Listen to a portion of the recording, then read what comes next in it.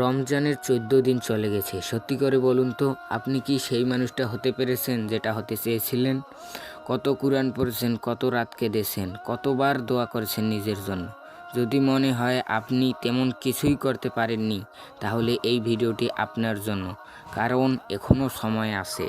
আমরা সবাই রমজান শুরু করি বড় নিয়ামত নিয়ে, কিন্তু কয়েকদিন পর ক্লান্তি আসে, ঘুম বাড়ে, মোবাইল বাড়ে, ইবাদত কমে। তারপর হঠাৎ দেখি অর্ধেক রমজান শেষ। কিন্তু জানেন, রমজানের সবচেয়ে মূল্যবান সময় এখনও সামনে। মুহাম্মদ সাল্লাল্লাহু আলাইহি রমজানের শেষ অংশে ইবাদত আরও বাড়িয়ে দিতেন। তিনি রাত জাগতেন, পরিবারকেও জাগাতেন, কারণ এই সময়ই আছে লাইলাতুল কদর। এক রাত হাজার মাসের চেয়েও উত্তম। আপনি কি সেই রাত মিস করতে চান? চলুন বাকি 15 দিনের জন্য বাস্তব প্ল্যান করি। 1. ফজর মিস নয়, যাই হোক ফজর ঠিক, এটাই বেস্ট লাইন। 2. প্রতিদিন নির্দিষ্ট কুরআন 1 পৃষ্ঠা হলেও ঠিক করুন, কম হলেও নিয়মিত। 3. অন্তত 2 রাকাত তাহাজ্জুদ, পুরো রাত না পারলেও সমস্যা নেই, 2 রাকাতই জীবন বদলে দিতে পারে। 4. গোপন সদকা, কাউকে না জানিয়ে কিছু প্রতিদিন দিন, গোপন আমল সবচেয়ে বেশি শক্তিশালী। 5. একটি নির্দিষ্ট দোয়া লিস্ট তৈরি করুন, নিজের জন্য, মা বাবার জন্য, গুনাহ মাফের জন্য। প্রতিদিন একই দোয়া রিপিট করুন। একটা কথা মনে রাখুন, আপনি নিশ্চিত নন আপনি আগামী রমজান পাবেন কিনা। হয়তো এটা আপনার শেষ সুযোগ, শেষ 15 দিন হয়তো আপনার ভাগ্য বদলাবে। আমরা প্রায় ভাবি সময় আছে, কিন্তু সময় কারোর জন্য থেমে থাকে না, আমরা এটা মনে রাখি না। একটু কল্পনা করুন, রমজান শেষ হয়ে গেছে, ঈদের দিন চলে এসেছে, সবাই আনন্দ করতেছে, কিন্তু আপনার ভিতরে একটা প্রশ্ন, আমি কি করলাম এই মাসে? কুরআন শেষ করতে পারলাম, নিয়মিত তাহাজ্জুদ পড়লাম, নাকি খাবার আর ঘুমেই সময় চলে গেল? ভাই, রমজান চলে গেলে আর ফিরে আসবে না।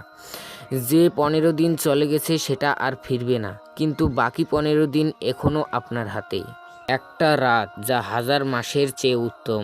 হাজার মাস মানে প্রায় 83 বছর। ভাবুন তো, এক রাতের ইবাদত সমান 83 বছরের ইবাদত। মুহাম্মদ সাল্লাল্লাহু আলাইহি সাল্লাম শেষ দশকে এত বেশি ইবাদত করতেন যতটা অন্য সময় করতেন না। কেন? কারণ এই সময়েই লুকিয়ে আছে সেই রাত। আপনি কি সেই রাতটা নেটফ্লিক্স দেখে কাটাবেন, নাকি সেজদায়? আমি আপনাকে একটা সোজা প্রশ্ন করি, যদি আজ রাতে মালাকুল মাউত আসে, আপনি কি বলবেন? আরেকটা রমজান দিলে আমি ঠিক করে নিতাম। সমস্যা হলো আমরা ধরে নেই সামনে সময় আছে, কিন্তু কবরের ভিতরে কেউ রমজান পায় না। আজ একটা সিদ্ধান্ত নিন, গত 15 দিনের জন্য আফসোস নয়, আগামী 15 দিনের জন্য আগুন। আজ থেকেই শুরু।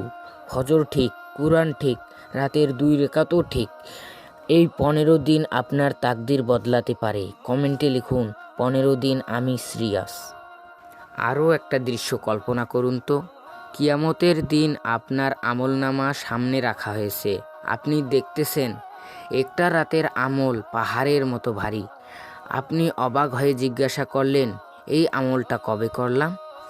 আর তখন বলা হবে রমজানের সেই রাতে, যখন আপনি ঘুম ছেড়ে উঠে দাঁড়িয়েছিলেন।